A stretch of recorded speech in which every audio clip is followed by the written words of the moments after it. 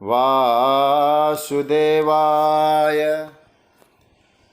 कृष्णाय वासुदेवाय हरे परमात्मने प्रणतः क्लेशनाशाय गोविन्दाय नमो नमः। नमः परमहंसास्वादितचरणकमलचिन्मकरन्दाय भक्तजनमानसनिवासाय श्रीरामचन्द्राय। वागीसायस्य वदने लक्ष्मीर्यस्य च वक्षसि यस्यास्ते हृदये संवित् तं नृसिंहमहं भजे। गुरुर्ब्रह्मा गुरुर्विष्णुर्गुरुर्देवो महेश्वरः गुरुसाक्षात् परब्रह्म तस्मै श्री गुरवे नमः। अनुरागी सभी आत्मीय प्रिय प्रभु प्रेमीजन, पटना से पूज्यपाद स्वामी जी, गाजियाबाद से पूज्य पांडे जी और आप सभी स्वाध्याय परिवार के प्रभु प्रेमीजन और विज्ञान के माध्यम से भगवत चर्चा में जुड़े हुए सभी महानुभावों को मैं प्रणाम करता हूँ। जय सिया राम, वंदन, अभिनंदन। प्रभु की मंगलमय कृपा से हम लोग विज्ञान के माध्यम से यह सत्संग का लाभ प्राप्त कर रहे हैं। हमारे प्रिय और आदरणीय मनोज जी के परिश्रम का ये प्रतिफल है कि इतने दिनों से यह अनवरत यात्रा चल रही है। आज 345वें दिन में हम लोगों ने प्रवेश किया है। तो आइए, जो परिपाटी चली है, हम लोग पहले 12वें अध्याय का पाठ करते हैं, फिर उसी 12वें अध्याय का जो चिंतन का क्रम चल रहा है उसकी यात्रा में जाएंगे। मेरे साथ आप सभी लोग पाठ करें। ओम श्री परमात्मने नमः। अथ द्वादशोऽध्याय।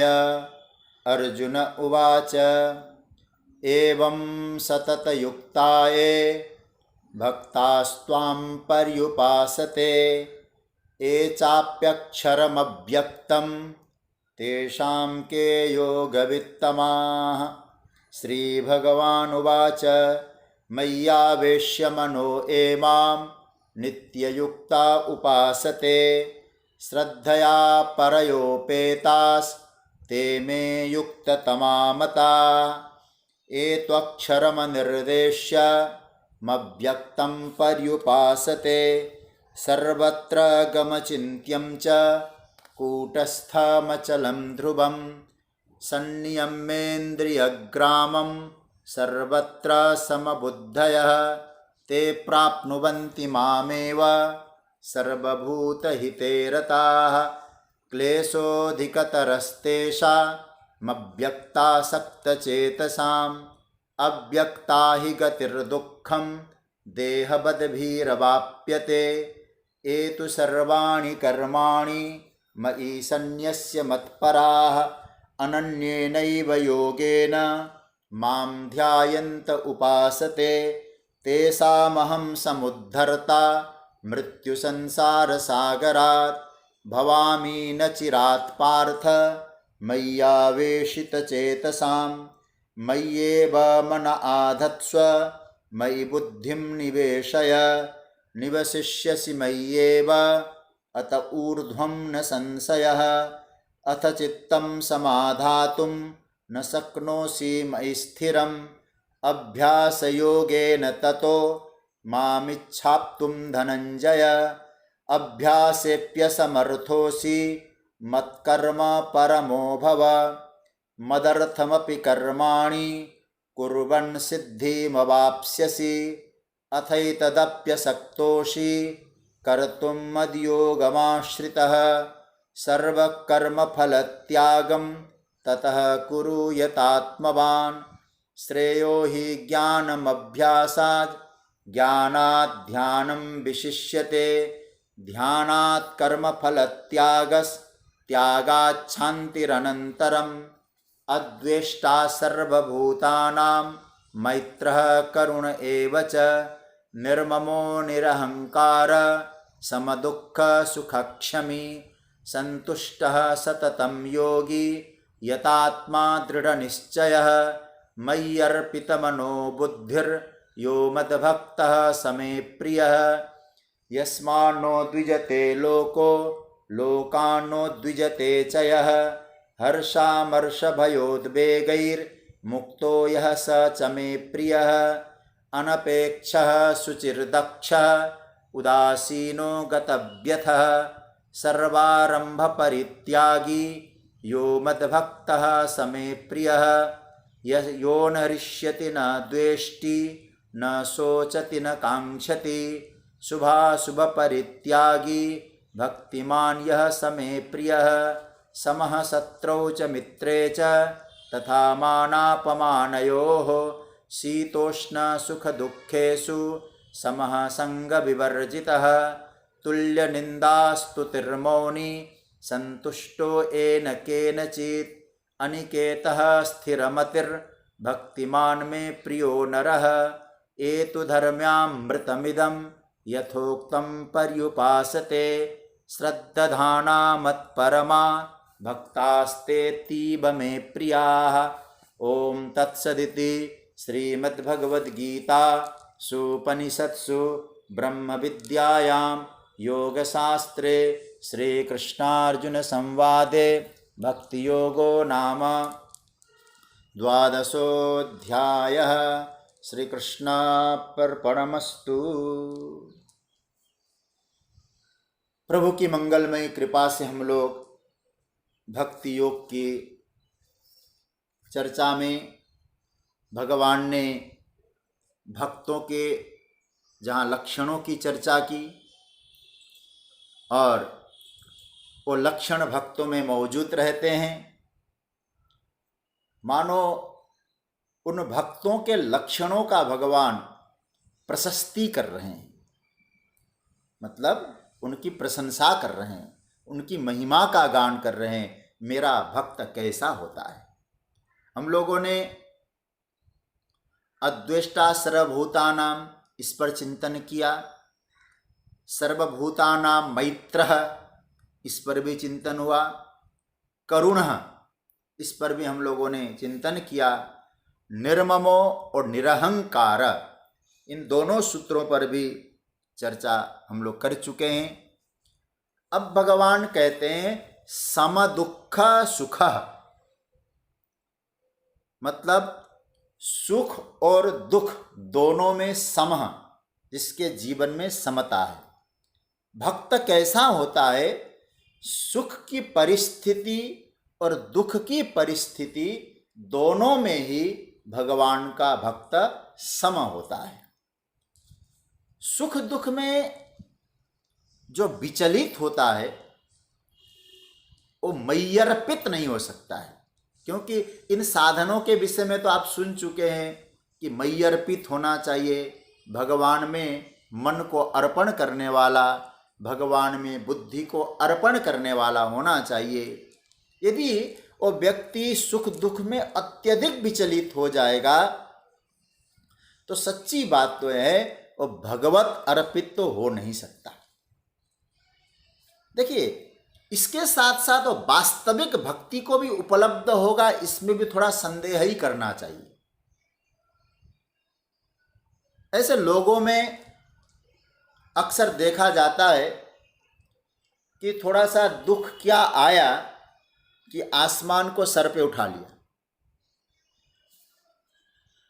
कोई छोटी सी बात बोल के चला गया, ब्रह्मसूत्र बोल के चला गया। हमारे पढ़ते थे ना, कहा कि ब्रह्मसूत्र मतलब कोई गाली देता था, ब्रह्मसूत्र सुना के चला गया। तो ब्रह्मसूत्र मतलब गाली सुना के चला, वो तो गया। फिर देखिए जरा, फिर मैं अर्पित कहाँ होता है हमारा मन, गाली अर्पित हो जाएगा, व्यक्ति में अर्पित हो जाएगा, विषयों में अर्पित हो जाएगा। इसलिए बहुत सुंदर यहाँ भगवान कहते हैं सम दुख सुख, हमारे चित्त में तितिक्षा के द्वारा ऐसा बल होना चाहिए कि सुख आए दुख आए तो सुख में फूले नहीं और दुख में तड़पे नहीं। कभी आपने एक गीत सुना होगा, कभी गाया होगा, एक भजन गाते हैं ना, वो भजन का स्थाई और अंतरा क्या स्थाई में आता है ना, कृष्ण गोविंद गोपाल गाते चलो, मन को हरदम ही विषयों से हटाते चलो। उसकी एक पंक्ति आती है, उसमें एक अंतरा क्या आया है कि दुख में तड़पो नहीं, सुख में फूलो नहीं, प्राण जाए मगर नाम भूलो नहीं, मुरली वाले को मन से रिझाते चलो, कृष्ण गोविंद गोपाल गाते चलो। भगवान कहते हैं सम दुख सुख। हम लोग दूसरे अध्याय को पढ़ चुके हैं, दूसरे अध्याय में हम देख चुके हैं क्या लिखा, क्या कहा प्रभु ने, सम दुख सुखम धीरम सो अमृतत्वाय कल्पते। जो सुख और दुख को समान समझने वाला होगा वो अमृत को प्राप्त करेगा। ये दूसरे अध्याय में हम पढ़ चुके हैं। और कौन सा सुख दुख, वो भी बड़ा प्यारा है, दूसरे अध्याय का 14वां श्लोक, मात्रा स्पर्शास्तु कौन्तेय शीतोष्ण सुख दुखदा आगमापा इनो नित्यास्तान स्थितिक्षस्व भारत। मात्रा और स्पर्शा, मात्रा मतलब इंद्रियां और स्पर्शा मतलब विषय। इंद्रियों और विषयों के संयोग से क्या आता है, शीत आता है। शीत मतलब जानते हैं ठंड, उष्ण गरम, और क्या करते हैं सुख दुखदा, और सुख भी देते हैं और दुख भी देते हैं। आप न भी चाहो तो आएंगे, तो क्या होता है आगमा पाइनो। भगवान क्या कहते हैं, आने और जाने वाले। जब आपके जीवन में सुख हमेशा रहा नहीं तो क्या गारंटी आप ले सकते हैं कि दुख रहेगा? जब सुख भी नहीं रहा तो दुख भी नहीं रहेगा। इसलिए भगवान ने क्या बढ़िया सूत्र दिया है, आगमापाइन, ये आने और जाने वाले हैं। कैसे? अनित्याह, ये नित्य नहीं है, नित्य तो परमात्मा है। फिर क्या करना है, आने जाने वालों को सहन करना सीखो। सहन करो इनका, और कोई उपाय नहीं, समान रहो। बस ये भगवान कहते हैं सुख नहीं आए दुख नहीं आए ये तो हो नहीं सकता। यदि आप भगवान में अर्पित हैं, मन बुद्धि को ठाकुर जी के चरणों में समर्पित किया है, तो आपको एक कह सोचना पड़ेगा, सुख और दुख में हम विह्वल न हो। आपको सुख और दुख विह्वल न करें। भक्त कैसा होता है, सम दुख सुख। आप संतों का जीवन चरित्र पढ़िएगा, जीवन सपाट रास्ते पे नहीं चला है महाराज उनका।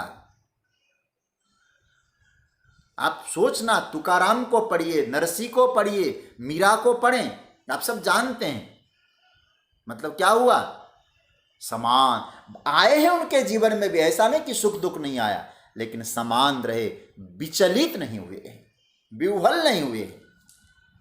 सम दुख सुख। मैं जब शंकर भाष्य देखता हूं, शंकराचार्य भगवान ने इसका बहुत अच्छी व्याख्या की। वो क्या कहते हैं, समय सुख दुखे द्वेष रागयो अप्रवर्तके यस्य स। मतलब बड़ा प्यारा है।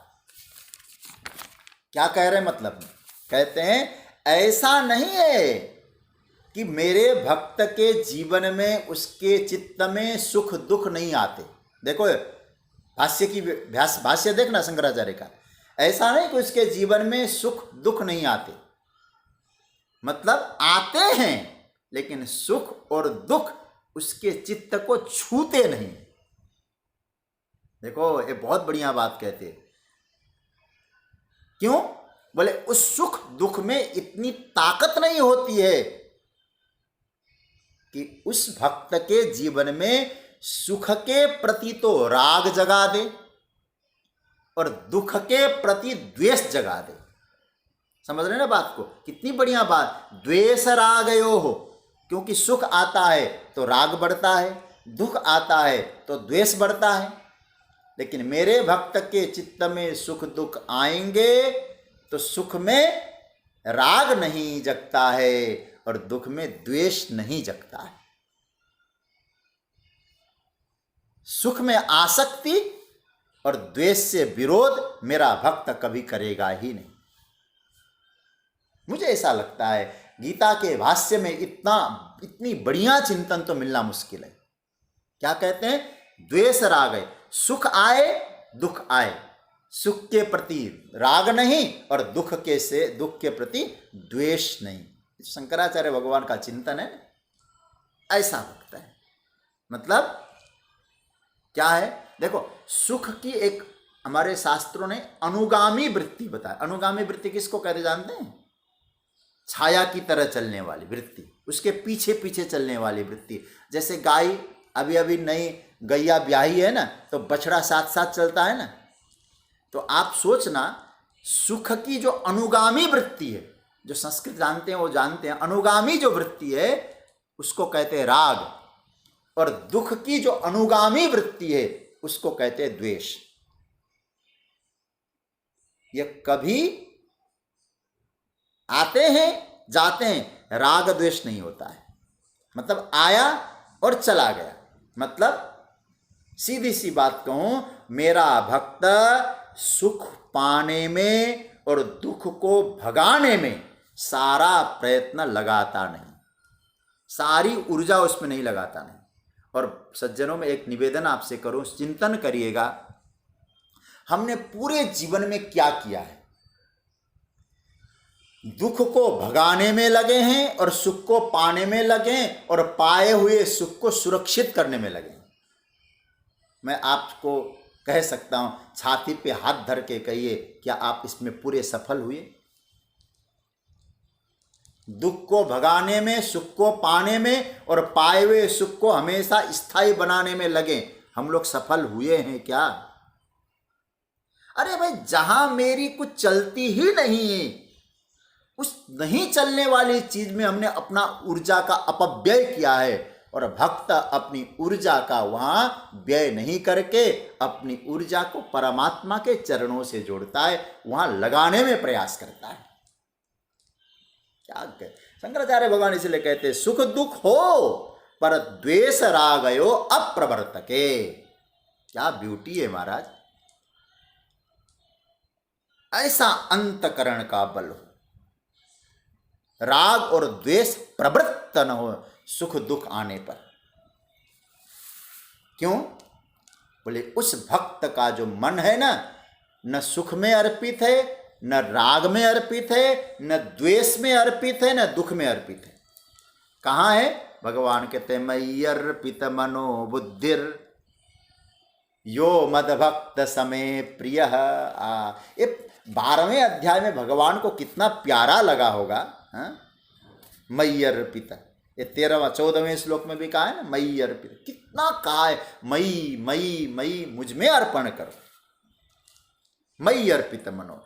अच्छा भाई, जो राग द्वेष सुख दुख में नहीं है, जिसका मन भगवान में अर्पित है, वो क्या कर रहे हैं?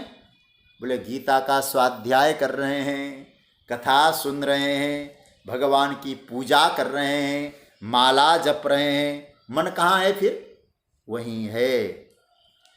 कोई परिस्थिति भक्ति से हमको हटा दे, उस भक्त तक सोचता है एक किसी परिस्थिति में सामर्थ्य नहीं है कि मुझे भगवान के चरणों से अलग कर दे। इतना दृढ़ता से उसने पकड़ रखा है। सुख दुख, सुख दुख में समान रहना। ध्यान देना सज्जनों, भक्त समझता है कि सुख आया है तो दिन की तरह आया है, दुख आया है तो रात की तरह आया है। और रात भी जब आती है ना, क्यों आती है? बोले हमें विश्राम देने के लिए आती है, सुख देने के लिए आती है। ये दोनों हमारे जीवन को गढ़ते हैं, हमें तैयार करते हैं, ऊर्जावान बनाते हैं। जैसे सर्दी गर्मी रात दिन, ये सब हमारे लिए आवश्यक है। भक्त मानता है ये सुख और दुख ये हमारे द्वारा निर्मित नहीं है, ये परमात्मा के द्वारा निर्मित है। ये जीवन आनंद लो, परमात्मा का प्रसाद समझो। ये जीवन का सहज रूप है। कभी सुख आवे कभी दुख आवे, इस सहज गति को आज तक कोई रोक नहीं पाया है। इसलिए साधक कौन है? जो हर परिस्थिति में सजग रहता है, तैयार रहता है, दोनों को समान समझता है। सम दुख सुख, ये बताया प्रभु ने, सम दुख सुख।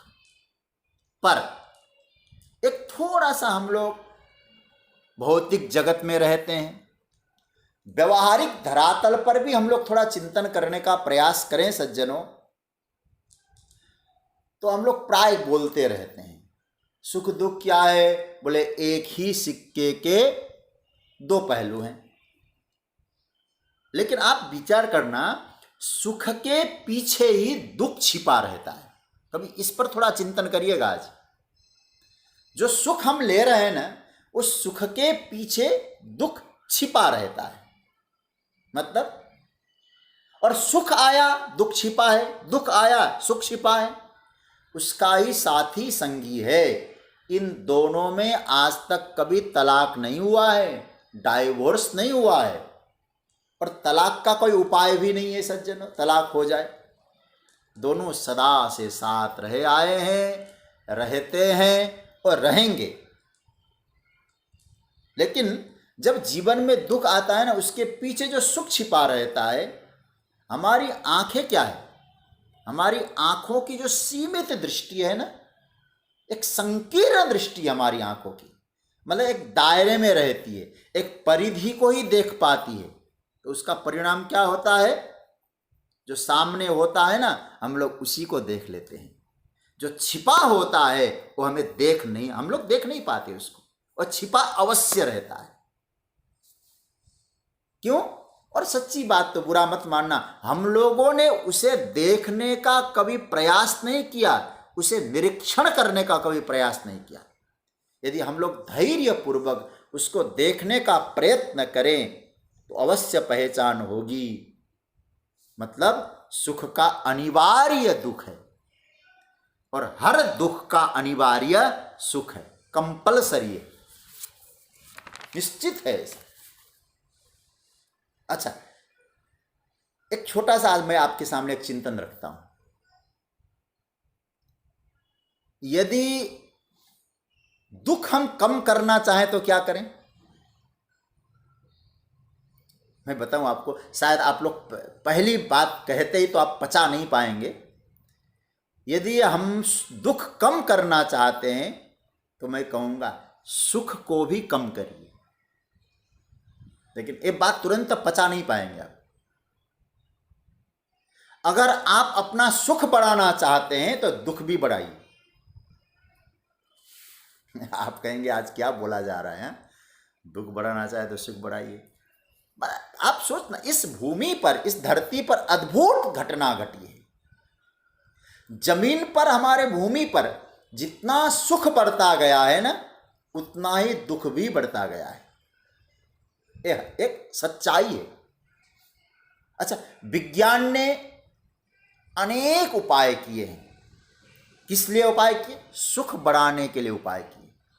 निश्चित है मनुष्य के सुख में वृद्धि हुई है। हमारे पूर्वजों ने जिस सुख का उपभोग नहीं किया होगा, मतलब उनकी कल्पना में भी नहीं रहा होगा, ऐसे सुख का हम लोग उपयोग कर रहे हैं। इतनी सुविधाएं हमको मिल रही है। एक हमारा जीवन वर्तमान में एक मशीनरी युग की तरह जा रहा है। आदमी पूरी तरह से यंत्र बनता जा रहा है। कहां तो मनुष्य की मनुष्यत्व वाली बात, वो यंत्र बनता जा रहा है। परंतु आप सोचना जरा, इतना सुख मिला है, इतनी सुविधाएं मिली है, लेकिन आज के इस विज्ञान के, भौतिक विज्ञान के, भौतिक बात के चकाचौंध में आदमी, मनुष्य जितना दुखी है, संभवतः पहले इतना दुखी नहीं था। आप चिंतन करना। विज्ञान ने इतना सब सुख दिया, फिर दुखी क्यों कि दुखी क्यों है, दुख क्यों है? ये दोनों विरोधाभासी है, ध्यान देना। विज्ञान ने दुख बढ़ाया, सुख बढ़ाया, दुख क्यों है? देखो, जितनी मात्रा में सुख बढ़ता है ना, उतनी मात्रा में दुख भी बढ़ता है। ये साथ ही बढ़ेंगे, रहते साथ है। एक ही खुराक में दोनों पुष्ट होते हैं। जिस दिन व्यक्ति को यह दिखाई देगा कि सुख दुख एक ही चीज के दो पहलू है, उस दिन वह सम हो जाएगा, सम दुख सुख हो जाएगा। वो समझ जाएगा सुख को चाहने और दुख से बचने की बात केवल मूर्खतापूर्ण है और कुछ नहीं है। सुख को चाहने की बात और दुख से बचने की बात हमारी मूढ़ता का परिचय है। यह तो ऐसे समझें, मैं अपने प्रेमी को तो चाहता हूं, ध्यान से सुनना, लेकिन उसकी छाया मैं नहीं चाहता। अगर आप छाया नहीं चाहते हैं प्रेमी की, तो आप प्रेमी को छोड़ना पड़ेगा। भगवान कहते जो सुख और दुख की प्राप्ति में समय है। मतलब सीधी सी बात है, सुख आता है, सुख की छाया है दुख, बिना उसके रह नहीं सकता। तो भगवान के दोनों में समान है। और जो भक्त सुख और दुख को समान समझता है, समान समझता है, कोई अंतर नहीं, ऐसा जो भाग भक्त और ये समझता है कि आने और जाने वाले और आने वाले चीजों में समान रहना ही अच्छा है, ये जो भक्त समझता है भगवान, उसको आप क्या देते हैं? भगवान कहते आओ मेरे निकट आओ। अंग्रेजी में बोला जाता है ना, कम हियर प्लीज, जल्दी मेरे निकट आओ। प्रभु क्या कहेंगे? भगवान कहते इधर आ। उसके मस्तक पे भगवान हाथ रख देते। ध्यान देना, मतलब जो सुख दुख को समान समझकर मौज लेता है और प्रभु का भजन करता है, उसके मस्तक पे हाथ रख के क्या कहेंगे? बेटा मैं तेरे मस्तक पे हाथ फेरता हूं। क्यों प्रभु? क्योंकि तू मुझे प्रिय है। यो मद्भक्तः, इसी 14वें श्लोक का अंतिम पंक्ति क्या है? यो मद्भक्तः स मे प्रिय, वो मेरा भक्त मुझे बहुत प्रिय है, ये मेरा प्यारा है। यह ऐसा वैसा आदमी नहीं है। कैसा आदमी है महाराज? अद्वेष्टा सर्वभूतानां मैत्रः करुण एव च निर्ममो निरहंकार सम दुख सुख। आप समझते हो? भगवान जिससे प्रेम करते हैं, ये लक्षण तो घटाइए अपने जीवन में। भगवान कहते मैं, मेरा प्रिय है, उसके माथे पे हाथ फेरता हूं। क्या ठाकुर जी की वाणी है? भगवान कहते हैं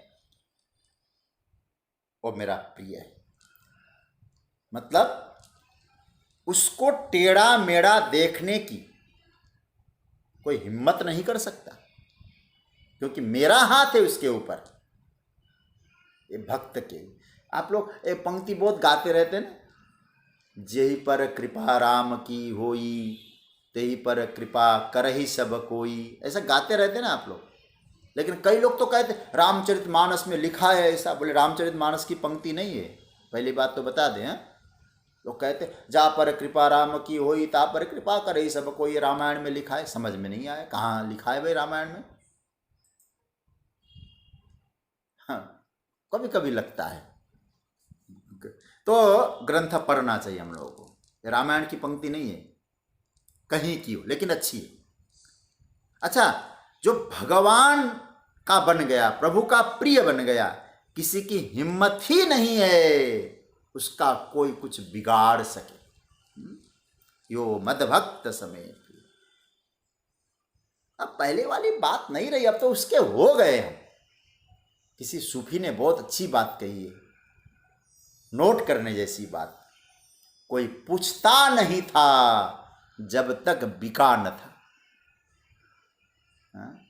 देखो या जीवन में उतारिए, कोई पूछता नहीं था जब तक बिका न था। बिकाने का मतलब क्या है? मय्यर्पित मनोबुद्धि, अद्वेष्टा सर्वभूतानाम, ये सब उसमें बिकने वाली बात है। कोई पूछता नहीं था जब तक बिका न था, तूने मुझको खरीद कर अनमोल बना दिया। उसने ले लिया है, हमको अनमोल बना दिया है। सज्जनों, जब बड़ा नजर रखता है ना हमारे ऊपर, बड़े आदमी की नजर होती है ना, तो फुटकर की क्या हिम्मत कुछ बिगाड़ सके आपका। निषादराज गुह कहते मैं कैसा था ना, क्या क्या वाह प्यारा भाव आ रहा है। श्रृंगवेरपुर का निषादराज गुह कहते, भरत जी से जब मुलाकात होती है उनकी, भरत जी हमारी स्थिति तो आप परिचय है कि नहीं हमारी स्थिति से? बोलो क्या बात है भैया, बोलो तो सही। बोले हम जाति से बहिष्कृत थे। भरतलाल, हमारी कोई छाया देखता था ना, उसे स्नान करना पड़ता था। हम जाति से पूर्णतया बहिष्कृत थे। छूने वाली बात तो छोड़ दो, कहीं तो चलते थे, उधर से कोई ऊंचे कुल के लोग आ गए, हमको थोड़ा हटना पड़ता था क्योंकि छाया न पड़ जाए हमारी उनके ऊपर, ऐसी। लेकिन रघुनंदन आके हृदय से लगाया है। और आज हमारी स्थिति क्या हुई है? निषाद राज के शब्दों का उद्गार जरा सुने आप लोग, पढ़ें। क्या कहते हैं? राम कीन आपन जबहि ते, भयो भुवन भूषण तबहि ते।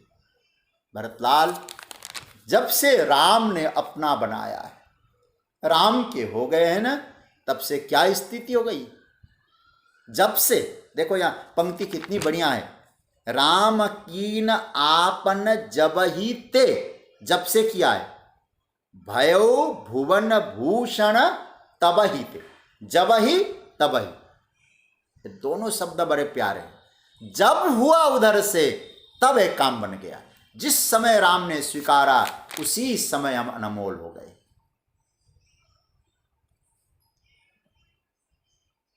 जबहि तबहि में रामचरितमानस में बहुत अच्छा क्या कहते हैं ना, रावण जबहि विभूषण त्यागा भयो भुवन, रावण जबहि विभीषण त्यागा भयो विभव बिनु तबहि अभागा। जबहि तबहि, तुरंत इधर से हुआ, प्रभु ने स्वीकारा।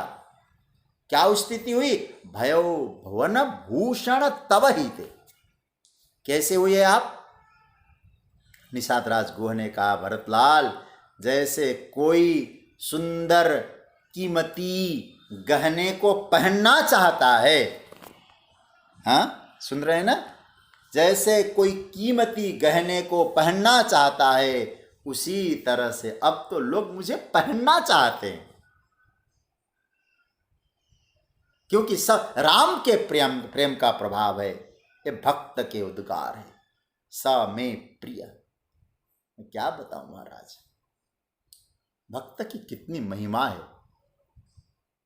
इंद्र कहने लगे, भरत का रास्ता रोकिए बृहस्पति जी। जा रहे थे ना, भरत की स्थिति को देखकर राम को ऐसा लगेगा भरत के प्रेम से पराजित हो गया, और भरतलाल कहेंगे, चलो महाराज अयोध्या, मेरे राघवेंद्र सरकार विलंब नहीं करेंगे। कहेंगे, भक्त ने कहा है, मेरे प्यारे ने कहा है, मैं सब कुछ एक तरफ रख दूंगा, भक्त के भाव की रक्षा करूंगा। सज्जनों, जब बृहस्पति जी से इंद्र ने कहा, और जब यदि ऐसा हो गया तो देव कार्य अधूरा रह जाएगा, इसलिए आप उनका रास्ता रोकिए। बृहस्पति ने कहा, सुनो। बोले क्या? बृहस्पति बोलते हैं, इंद्र तुम महामूर्ख हो। बोले क्यों? भरत को छूना भी नहीं तो इंद्र जानते हो क्या होगा? तुम्हारी पगड़ी उतर जाएगी। पगड़ी उतर जाएगी कह रहा हूं ना, तुम्हारा राजपाट चला जाएगा। भरत को रोकना चाहते हो? क्यों? बृहस्पति जी ने जो चौपाइयों का गान किया है ना, सुनु सुरेश रघुबीर सुभाऊ, निज अपराध रिसा इन काहू। तो राम जी का अपराध कर लेना, कोई फर्क नहीं पड़ता है, लेकिन जो अपराध भगत कर करही, राम रोष पावक सो जरही। राम के क्रोध की अग्नि से उसे जलना पड़ेगा। महाराज कोई एग्जाम्पल दीजिए ना जरा मुझे, कोई ऐसा हुआ है? बोले हाँ। कहाँ? लोकहु वेद विदित इतिहासा। वेद में, लोक में बहुत प्रसिद्ध इतिहास है। बोले कौन सा इतिहास? यह महिमा जानहि दुर्वासा।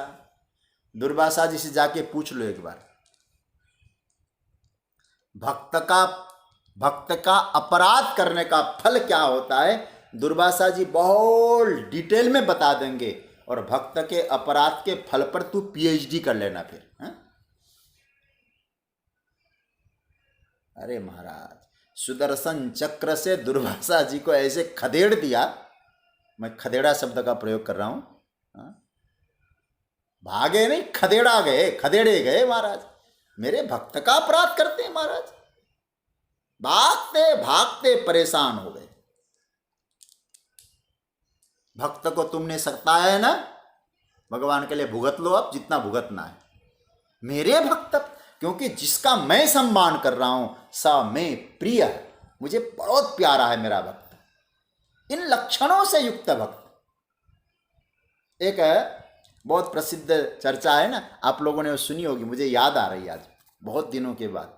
मैं कथाओं में कहता हूं ये बात, जब कथा भागवत रामायण की होती है।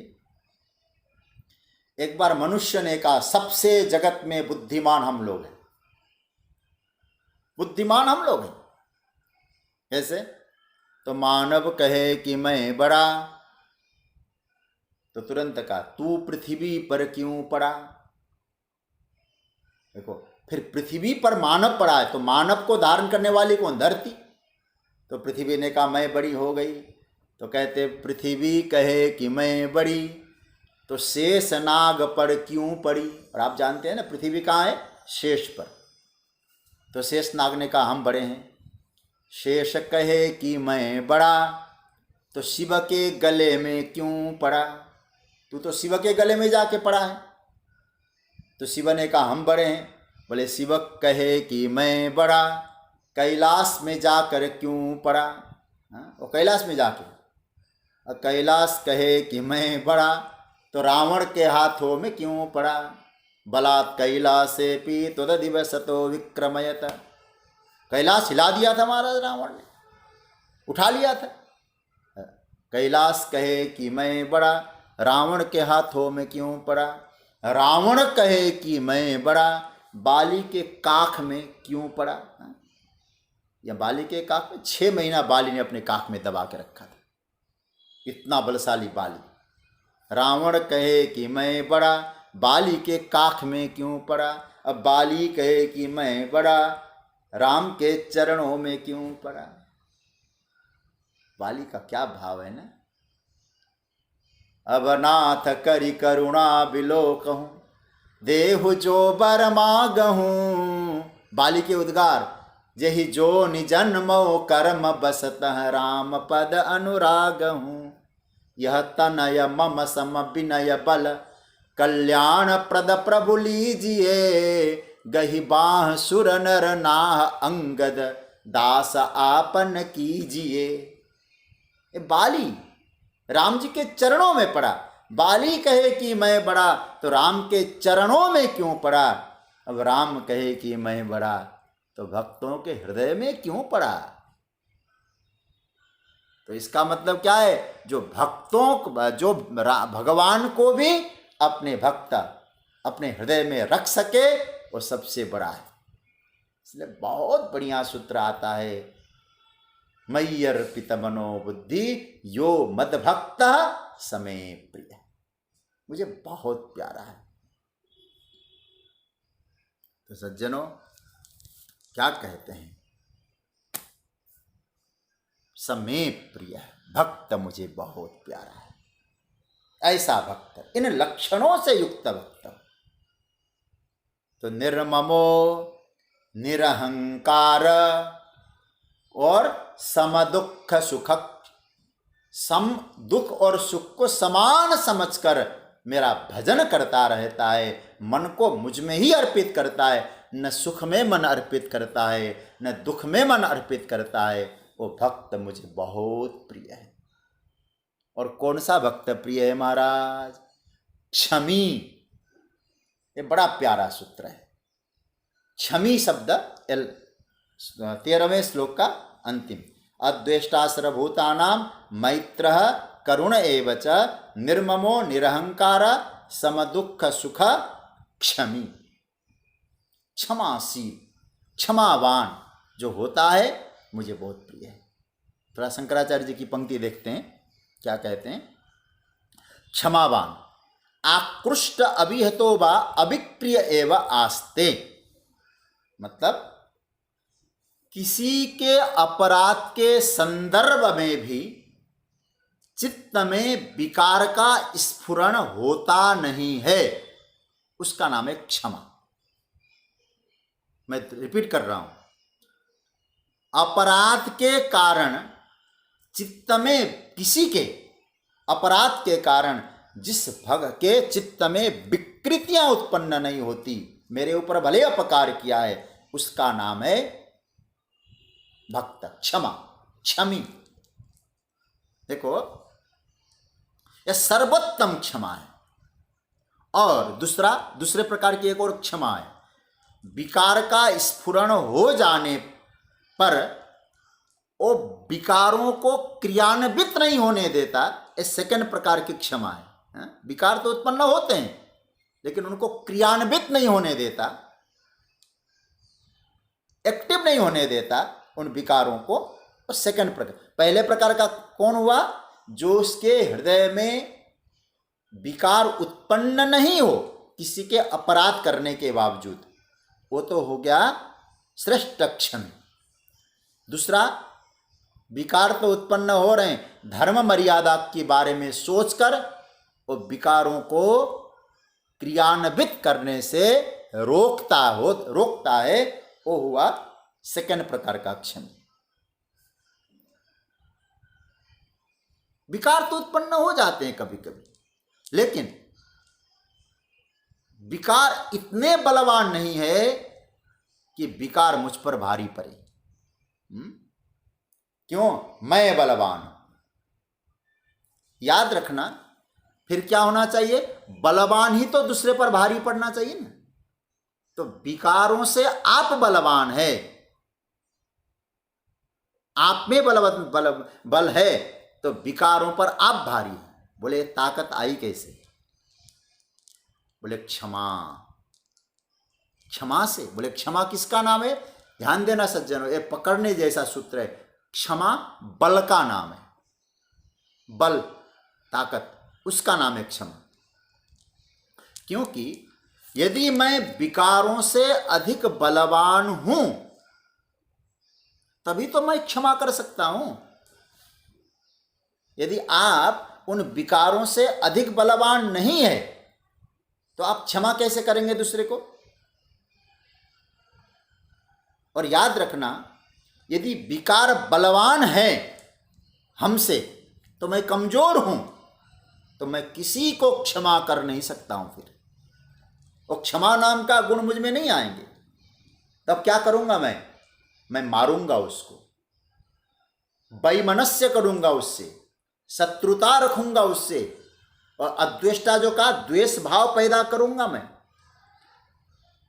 इसलिए क्षमा का मतलब है उन विकारों से अधिक ताकत आप में हो। हमारे यहां इसलिए क्या कहा है? क्षमा क्या है? बोले वीरों का भूषण है। ये शब्द आपने कभी सुना होगा। क्षमा वीरों का भूषण है। क्यों है? क्योंकि वीर है तो क्षमावान होना ही चाहिए। क्षमा बल का नाम है। मैं वही कथा याद दिलाऊं आपको, दुर्वासा जी वाला। क्षमा क्या चीज होती है, आप इसको थोड़ा पकड़ लेना। मैं भागवत जी के आधार पे आपको सुनाता हूं। जब दुर्वासा जी आए, और कथा आप सब जानते हैं, अम्बरीश जी पर उन्होंने हमला बोला, कृत्या को प्रकट किया और सुदर्शन चक्र छोड़ा। दुर्वासा जी घूमे, कोई रखने वाला नहीं। सकई को राखी राम कर द्रोही, कोई नहीं रख पा रहा है। तो क्या परिणाम हुआ? दुर्वासा जी वापस आ गए। अच्छा, दुर्वासा जी को घूम के आने में कितना समय लगा होगा? ब्रह्मलोक गए, इंद्रलोक गए, ब्रह्मलोक गए, शिवजी के पास गए, और उसके बाद कहाँ गए? ब्रह्मलोक, शिवलोक, फिर विष्णुलोक चले गए। तो वहाँ सब जगह घूम के महाराज रक्षा करो, रक्षा करो, रक्षा करो, कोई रखने को तैयार नहीं। घूम के आने में कितना समय लगा जानते हैं? श्रीमद् भागवत में स्पष्ट लिखा है, संवत्सरोत्यगात् तावत् यावता नागतो गतः मुनिस्तद दर्शनाकांक्षो राजा भक्षो बभूवः। 1 वर्ष बीत गया है और 1 वर्ष तक जो है संत अम्बरीश जी ने जल भी नहीं पिया है। जब ऋषि नहीं आएंगे तो मैं कैसे उनको भोजन कराए बिना? अभी तो मैंने उनको भोजन कराया ही नहीं। याद रखिएगा, भूखे रहे तब तक, अब बख्शो, केवल जल पी कर रहे, भोजन नहीं किया उन्होंने। ये स्थिति थी। और क्या कहते हैं, इतना बड़ा अपराध किया, अब विकार तो आना चाहिए था ना अम्बरीश जी में। और क्या कहते हैं, वो सुदर्शन चक्र शांत नहीं हो रहा था ना, तो दुर्वासा जी कहते हैं, हे अम्बरीश, इस सुदर्शन चक्र से पीछा छुड़ाओ, आजकल की भाषा में कहूं पिंड छुड़ाओ, इस सुदर्शन चक्र से बचाओ। तो अम्बरीश ने क्या प्रार्थना की है महाराज, क्या बोलते हैं, यदि नो भगवान प्रीत एक सर्वगुणाश्रय सर्वभूतात्म भावेन द्विजो भवतु विज्वरः। कहते हैं, हे प्रभु, यदि आप मुझसे प्रसन्न है, और संपूर्ण प्राणियों के आत्मा तो आप ही है, मेरे मन में क्या मनस्थिति है, कैसे भाव गुजरते हैं दुर्वासा जी के प्रति, वही श्रद्धा की भावना यदि मेरे प्रति है, मेरा है उनके प्रति, तो हे सुदर्शन चक्र, आप शांत हो जाए। शांत हो गया। अब आप सोचिए, इससे बड़ा क्षमा क्या हो सकता है? मतलब अपराध करने वालों के प्रति उनके हृदय में विकृति का भाव न आना, इसी का नाम है क्षमा। क्षमा शब्द बड़ा प्यारा है। यहां और एक बात और कहूं, यहां राजा शब्द का प्रयोग आया। अच्छा, राजा हर किसी को क्षमा करने लगे, अपराध करने वालों को भी क्षमा करने लगे, तो देश चलेगा? करो भाई अपराध, हम तो क्षमा कर देंगे तुमको। लोग इसीलिए गीता को गहराई से नहीं समझ पाते। क्षमी शब्द का जो प्रयोग किया है, इसको और गंभीरता से समझना। हमारे संतों ने बहुत चिंतन किया इस पर। क्षमी, क्षमा शब्द, एक शब्द हमारे क्षमा है, दूसरा शब्द क्या है? प्रतिशोध शब्द है। प्रतिशोध शब्द जानते हैं ना, प्रतिशोध करना। और क्षमा के विपरीत है प्रतिशोध शब्द। जो विपरीत शब्द होता है ना, क्षमा शब्द के विपरीत शब्द है प्रतिशोध। याद रखना, प्रतिशोध की वृत्ति को कामयाब न होने देना, प्रतिशोध की वृत्ति को हृदय से प्रकट नहीं होने देना, इसी का नाम है क्षमा। क्योंकि राजा है तो हर जगह तो क्षमाशील नहीं होना चाहिए राजा को। देखो, ध्यान देना है। अब ऐसा भी प्रतिशोध शब्द तो आप जानते होंगे ना, जैसे महाभारत में आया ना, गांधार छोड़ के शकुनी हस्तिनापुर में क्यों बैठा था? प्रतिशोध लेने के लिए बैठा था, क्योंकि भीष्म ने ऐसा काम किया है, अंधे को मेरी बहन से विवाह करवाया है, इसलिए मुझे प्रतिशोध लेना है। ध्यान से सुनना इस बात को। तो उसका नाम है प्रतिशोध। मतलब विकार हृदय में प्रकट हो रहे हैं, और प्रतिशोध की जो वृत्ति है ना, ये अवांछित वृत्ति है, नहीं आवश्यक है। अब आप प्रश्न कर सकते हैं, तो राजा अम्बरीश है, राजा को तो दंड देने का अधिकार है। जनक राजा है, अम्बरीश राजा है, इनके नाम भक्तों की गिनती में श्रेष्ठ माना गया है। और ये लोग क्षमाशील बने रहेंगे तो दुष्टों की दुष्टता तो बढ़ती ही जाएगी। क्या ये दंड नहीं देते थे फिर? इधर भक्त भी कहलाए, ये शंका है। हम संस्कृत में जब शास्त्रार्थ की बात करते हैं ना, ये पूर्व पक्ष है। हम ये तो बात थी एक विवेकानंद जी पर, विवेकानंद रामकृष्ण परमहंस दोनों पर एक ने लिखा है, और उसका लेखक का नाम रोमारोला, बहुत अच्छा लेखक। उसकी एक पंक्ति कहीं मैंने पहले कभी पढ़ी थी किसी पुस्तक में, रामकृष्ण परमहंस पर उसने लिखा है, विवेकानंद भी शायद लिखा है उसने। तो उसने एक पंक्ति लिखी है, दुर्जनों की दुर्जनता से समाज को जितना नुकसान नहीं पहुंचता है, उससे अधिक नुकसान सज्जनों की निष्क्रियता से पहुंचता है। हालांकि उसने अंग्रेजी में लिखा था, हमको अंग्रेजी आती नहीं तो हिंदी का रूपांतरण हमने देखा था। तो अब आप चले सोचिएगा, दुर्जनता दिखाते रहे और सज्जन सज्जनता में बैठे रहे, हमने क्षमा कर दिया भाई, तो कैसे चलेगा? और यहाँ कहते क्षमी, और दिया उदाहरण किसका है? अम्बरीश जी का। तो कैसे काम चलेगा? थोड़ा सा हमें विचार करना होगा यहाँ। कैसे विचार करें? देखो, प्रतिशोध वृत्ति को तो बिल्कुल मना है, नहीं करना है, प्रतिशोध तो करना ही नहीं। फिर क्या करना? यदि आपको अधिकार है तो आपका कर्तव्य बनता है दंड वृत्ति को धारण करें। प्रतिशोध नहीं, दंड दीजिए उसको, यदि अधिकार है तो। थोड़ा इस बात को समझ लेना, संभालना भी इस बात को। तुरंत तो कमेंट मत कर लेना, क्योंकि दंड की जो वृत्ति होती है ना, वो शास्त्र सम्मत वृत्ति है, लेकिन प्रतिशोध की जो वृत्ति है वो शास्त्र विरुद्ध वृत्ति है, अवांछित वृत्ति है। अच्छा, राजा दंड देता है लेकिन प्रतिशोध नहीं लेता है। आप इस बात को समझते हैं ना? वो दंड तो आपको दे रहा है अपराधी को, लेकिन प्रतिशोध नहीं लेता है। जैसे कोई जज है, वो किसी को फैसला सुनाते समय दंड देने का फैसला सुनाता है, आप सोचिएगा उसके चित्त में निर्विकारिता है। दंड देता है, किस लिए दंड देता है? उसके हित के लिए दंड देता है, समाज के हित के लिए दंड देता है। दंड अलग चीज है और प्रतिशोध अलग चीज है सज्जनों।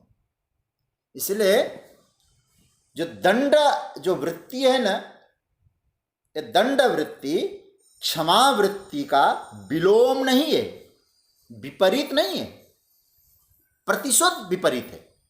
जैसे गुरु दंड देता है, प्रतिशोध नहीं लेता है। माता पिता दंड देते हैं लेकिन वो प्रतिशोध नहीं लेते हैं। दंड देने वाला निर्विकार रहता है। मैं एक छोटी सी अपने जीवन की एक बात याद आ गई मुझे। दंड क्या होता है, मैंने एक छोटा सा अनुभव किया है। पूज्यपाद सुनाम धन्य आचार्य श्री भागवतानंद सरस्वती जी महाराज, उनके चरणों में बहुत कुछ पढ़ा मैंने। मैं एमए कर रहा था, उस समय मैं उनके साथ भुवनेश्वर में था। स्वामी स्वरूपानंद जी का आश्रम है, वहाँ था। और हमारे पूज्य स्वामी जी भी, पटना से स्वामी जी भी उस समय, महाराज जी भी थे वहाँ, मुझे याद है, हम लोग साथ में थे। तो उस समय मुझे वो काव्य प्रकाश पढ़ा रहे थे। बहुत अच्छा मम्मट का काव्य है, काव्य प्रकाश।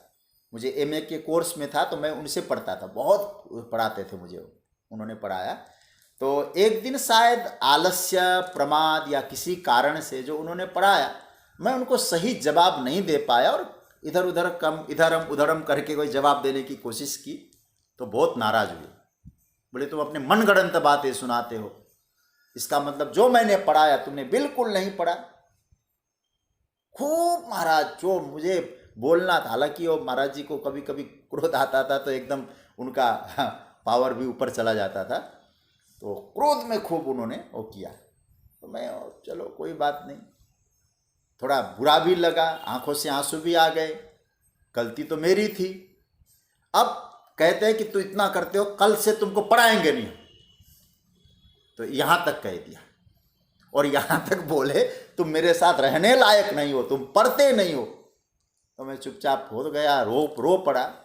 तो आपको बताएं स्वामी जी थे वहाँ, तो मुझे मालूम है कि स्नान किया दोपहर को 4 बजे, मुझे फिर बुलाया अपने कमरे में, इशारे से मैं गया और अपने हाथ से केला छीलकर वहाँ रखकर कुछ वस्तुएं मेवा इत्यादि रखकर अपने हाथों से मुझे खिलाया और मेरे सर पे हाथ रखा, बेटा पढ़ने में ध्यान देना चाहिए, इसीलिए मैंने तुमको कहा था। यह है, दंड दे सकता है गुरु, लेकिन उसमें प्रतिशोध नहीं होता है। अब हम थोड़ी भूलेंगे वो कुछ पढ़ाए होंगे। तो कहने का अर्थ है, तो दंड देना अलग चीज है, प्रतिशोध रखना अलग चीज है। जज यदि निर्विकार बना रहता है, वो निश्चित बात है वो क्षमा के साथ से चलता है, क्षमा कर सकता है, निर्विकार है। लेकिन याद रखना, उसको दोनों अधिकार होता है जज को, क्षमा भी कर सकता है और दंड भी दे सकता है, दोनों उसके लिए ठीक है। लेकिन वह यदि प्रतिशोध करने लग जाएगा, प्रतिशोध लेने लग जाएगा, वो जज नहीं रहेगा, वो जज अपराधी हो जाएगा। और शायद उस प्रतिशोध के कारण एक न एक दिन जो कैदी कटघरे में होते हैं, वो कटघरे में जज को भी रहना पड़ सकता है। तो मैं ये कह रहा था, क्षमी शब्द का अर्थ होता है जिसका चित्त निर्विकार है, निर्विकार चित्त वाले का नाम है क्षमी। व्यवस्था के लिए वो दंड दे सकता है, लेकिन क्षमाशील है। तो सम दुख सुख क्षमी, क्योंकि उसने अपने मन को परमात्मा में अर्पित कर रखा है, उसके हृदय में प्रतिशोध बदला लेने की भावना जगेगी ही नहीं। ऐसा दिव्य क्षमी होता है, ये भगवान कहते हैं सम दुख सुख क्षमी। अब जो है आगे जो सूत्र मिलेंगे, हम लोग उनकी चर्चा कल की कथा में करेंगे, जो ठाकुर जी ने